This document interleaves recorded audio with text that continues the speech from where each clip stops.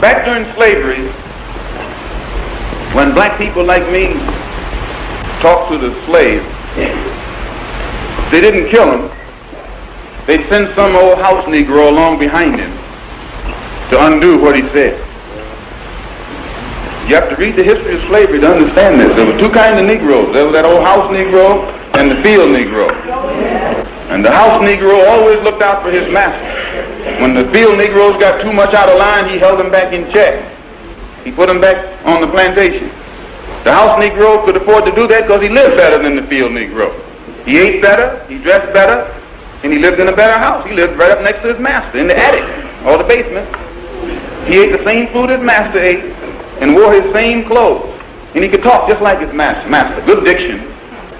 And he loved his master more than his master loved himself. That's why he didn't want his master hurt. If the master got sick, he'd say, "What's the matter, boss? We sick?" When the master's house caught a fire, he'd try and put the fire out. He didn't want his master's house burned. He never wanted his master's property threatened. And he was more defensive of it than the master was. That was the house Negro. But then you had some field Negroes who lived in huts, had nothing to lose. They wore the worst kind of clothes. They ate the worst food. They felt the sting of the lash. They hated their master. Oh, yes, they did. If the master got sick, they prayed that the master died.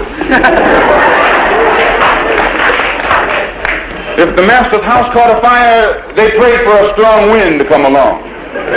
This was the difference between the two. You know how I talk about that there is this triangle in the black community. How you have the black pastors and the civic organizations, the Greek organizations, and you have the media, and you have the politicians, and you have the athletes and the entertainers. They're all conspiring to keep the black community in check because they are part of the black bougie elite, because they benefit off of the victimization and the aggravation of other black folks, because they're the ones in the privileged positions. And so therefore, they get benefits when regular black people, when people who are not part of the black bougie elite are not receiving things that are due to them.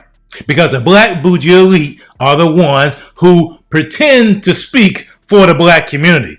They're your Al Sharptons, they're your Benjamin Crumps, they were your Jesse Jacksons, they're your athletes like LeBron James, they're your politicians now like Hakeem Jeffries and Kamala Harris, they're your entertainers like Charlemagne, The Breakfast Club, Taraji P. Henson, you got Steve Harvey, Ricky Smiley. So those are the black Roland Martin. Those are the black bougie elites. Now, there's another phrase you can call those people, and I'll let this interview explain what those people really are. What Donald Trump has said about an issue near and dear to both of your hearts, the issue of black Americans and Latino voters. Kamala Harris has been doing interviews on black media. Trump, though, is overperforming in polling with both groups compared to past Republicans. Here is what he said when he was campaigning in Pennsylvania. Any African American or Hispanic, and you know how well I'm doing there, that votes for Kamala, you got to have your head examined, because they are really screwing you. They are really screwing you.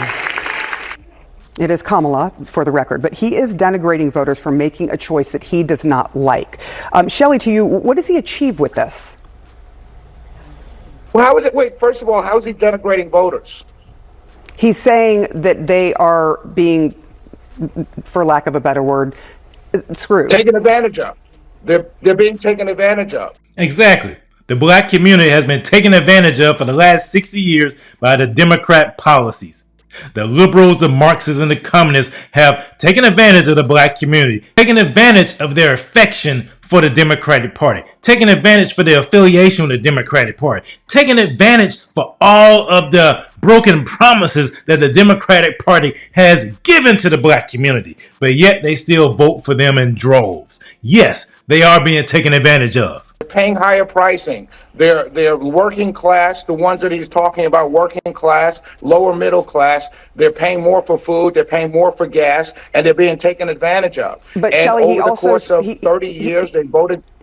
He also said that they, that they had to have their head examined. That is not something that is a compliment. Obama just told me the same thing. Obama just told me the same thing. I've got black women telling me I'm not really he inferred them, he implied them, he certainly did. He even threatened us with, you're lucky Michelle's not here. I mean, come on, let's not make things up. Let's be honest here, and let's really be clear what's being said. If you're an African-American man, look, let me boil this election down in the African-American community to a very simple a reference to great Malcolm X. This race is between House African-Americans and field African-Americans. And the field African-Americans are going for Donald Trump. I'm talking about... Boy, look at their faces. Look at their faces. She is shocked. Field African-Americans and House African-Americans. Field Negroes and House Negroes. That's what this election is about. Look at their faces. They are shocked. I'm talking about your men who build, your men who put things together, your men who work with their hands, your men who do things, not the men who push paper, or the men who are connected to power and want to continue to be connected to power. Are you denigrating African American men who are professionals who work in white collar jobs? Is that what I'm hearing from you, or no? I'm just trying to understand, is Shelley the House one or the field woman? I'm just trying to understand that part. I'm just trying to understand. We have someone who's spitting. I'm just trying to understand the one that's spitting talking points right now. Are you the House Negro or the field Negro that you're referring to? So I just want to make sure. Your question was about denigrating black people. That literally was your question. You have a Republican fool who is talking right now about, you literally just said that black men, you actually just said this is an election about House or field. This is the nonsense that we are listening to right now by those that are supporting Donald Trump. That is actually what you just, there's only, clearly you must be in your own talk. I'm not sure what kind of radio show you have that you can't listen to your own thing. So you actually just said, for Trump. Again, do you understand? You sound absurd and silly. And so let's actually talk about the substance of your question. The substance of the question was around denigrating. The substance of the question was denigrating black and Latino communities. Sir,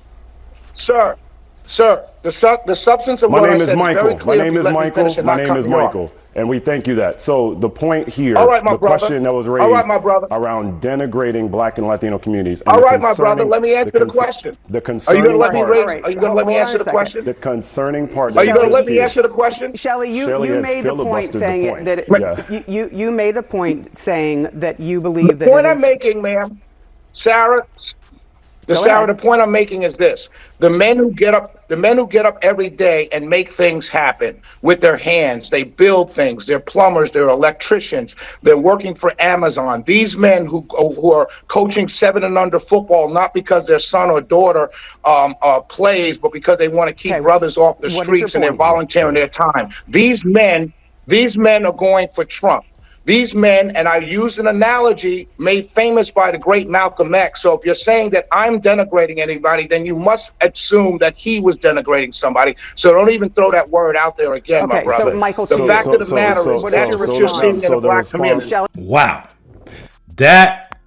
His analogy caught those two off guard. Now that's what I have seen as well.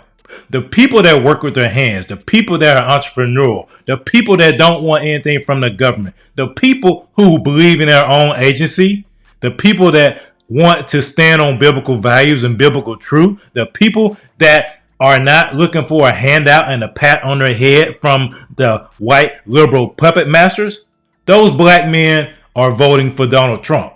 The ones that have sold out the black community, the ones that tap dance whenever the white liberal puppet masters tell them to tap dance, the true stepping fetches, the true Uncle Ruckus, those folks, Those people who pretend to be civil rights leaders, those people who pretend to be for the black community, those people who pretend to be for social justice, but then whenever something really happens in the black community in terms of abortion, in terms of unaliving of the future of the black community, instead of speaking out about it, they're silent. Those are the ones that are voting for Kamala Harris. The sassy, weak, simp, black bougie elite black men. Those are the ones that are voting for Kamala Harris. You can book it. If you know somebody, and I know you know somebody in your family that's sassy, that's a simp, that's a black bougie elite, they're going to vote for Kamala Harris. Or they're part of the Greek sorority. They're going to vote for Kamala Harris. So you got that group over here, and you got the larger group over here that want to exercise their own agency, that want to see the community get better, that want to stand on biblical principles and biblical values. Those folks are going to vote for Donald Trump. Which one are you? Because the black bougie elite and the triangle over here want to keep the black community victims. We're not victims. We are empowered for greatness.